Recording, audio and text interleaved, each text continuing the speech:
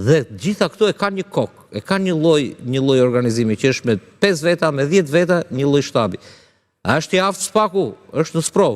Është i aftë spaku që çështja është që nuk janë vetëm organizatat. Pse nuk del Sali Berisha dhe të thot emra biznesmenësh? Janë bler mandate këtu më para. Do thuash ti si janë bler. Po jam ata tregoj unë. Në qoftë sa numërus kishe ti në gjithë qarkun? 3.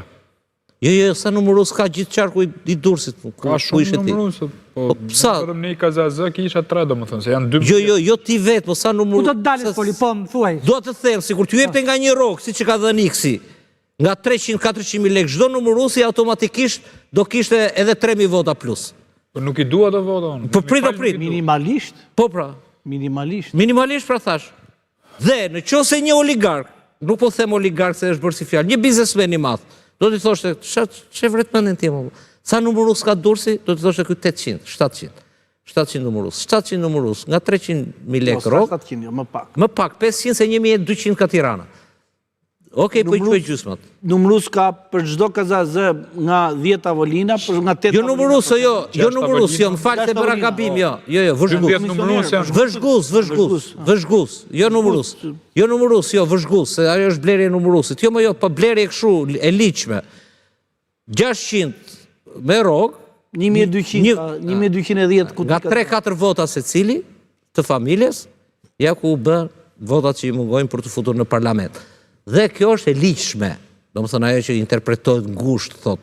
Dhe këtu i ke de facto këto fenomene. Tani, kush i jetë këto leko për bëram? Kush i jetë këto leko? Dhe pse mundet një biznesmen i madh, heth 1 milion euro për një kandidat? Po ka logjik, po jepi më, e ke gjana të kandidatin. Jepi 500.000 dhe del në pension ai që tani, e ke përsysh gjithë jetën. Përse? Se kjo duhet gjetur, përse i duhet pa tjetër, o tjetë filani, mos jetë Auloni, po duhet tjetë pa tjetër filani, për qarë? Për qarë të duhet? Të duhet, sepse ka interesa që janë për te asaj karigës, kot pa lidhja ati parlamentit të mbaruar, falso atje. Ka interesat të tjera, biznesesh, tokash, dreq, shetan. Dhe ka që thjesht është gjithë skema këtu. Ta shi ti po më thua ma për organizatat terroriste. Pse janë të interesuar, është i interesuar krimi organizuar për të investuar prap, kur e kuptoj që Edi Rama nuk ka më fuqin që ka patur për para mbi drejtësin, mbi prokurorin. E di pse?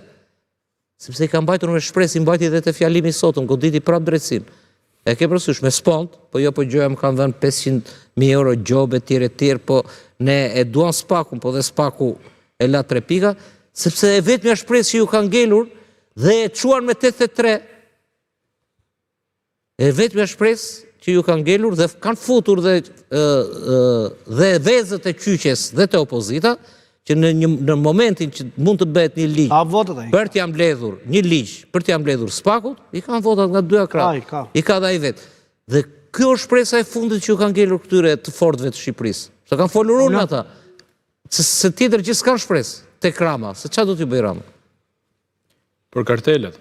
Tani unë mendoj që, do më thënë, pa i heq presje, ekspertizës, se Poli është edhe gazetari kronikës, e njeh më mirë këtë situatë, por unë mendoj që kjo deklaratë e zotit Berisha është edhe një lloj tërheqje vëmendje ndaj situatës që ndodh në Shqipëri. Pra, nga Shtetet e Bashkuara të Amerikës, me që presidenti Donald Trump i SBA-s i ka godit kartelet e drogës, ai kërkon një vëmendje që ta sjell pikërisht këtu në Shqipëri, atë po themi vëmendjen amerikane në këtë rast. Kështu që kështu e gjykoj unë. Përse i përket zgjedhjeve, unë kisha një objeksion në atë që tha, unë që tani po ju them nga kjo studio që jam kundër Komisionit Hetimor Parlamentar. Pra nëse këta kanë nërmen për me ngrit Komision Hetimor Parlamentar për maskaradën elektorale, masakrën elektorale. Janë duke mbyllur. Janë duke mbyllur. Unë mendoj që atë na e ka mësuar Churchilli që në rast se ti do të dështosh një gjë, ngri një Komision Hetimor Parlamentar. Kështu që kjo unë jam kundër. Unë jam për këto 2 rrugë, domethënë që këta të çojnë faktet në Washington dhe në Bruxelles, si 2 kancelarit më të mëdha që merren me jo vetëm me çështjen e zgjedhjeve, por ku është edhe skakjera politike. Kjo rrugë është ndjek në 2001-shin, po unë jam për gjë tjetër me të thënë drejtën, se në 2001-shin kemi pas shumë emra të zëshëm, Partisë Demokratike që e kanë bërë këtë betejën, pavarësisht se konteksti ka qenë tjetër. pavarësisht se unë nuk bi dakord me qëndrimet e Spartak Ngjelës tani, atëherë avokati i asaj betejë ka qenë Spartak Ngjela. Besoj që ka qenë dikushi pjacë e lartë për me mbrojt opozitën, dhe mendoj që duhet me ikë nga mizerabiliteti që ka tani disa figurat opozitës që po bëjnë avokatinë e zgjedhjeve. Pra edhe ne duhet të arrijmë në atë që quhet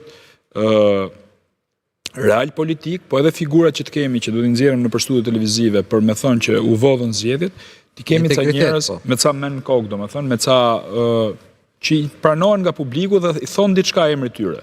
Pra ta thash dhe herë, me Spartak Ngjelën jam diametralisht kundër tani për qëndrimet që mban publike, se për mendimin tim e ka humbur fare lidhje me realitetin, por në 2001-shin ka bë avokatinë atyre zgjedhjeve, të cilat opozita i fitoi apo jo, ëh? Ti jemi realist. Do i fitoi në kuptimin mori presidentin, mori diçka një klerin nga gjitha.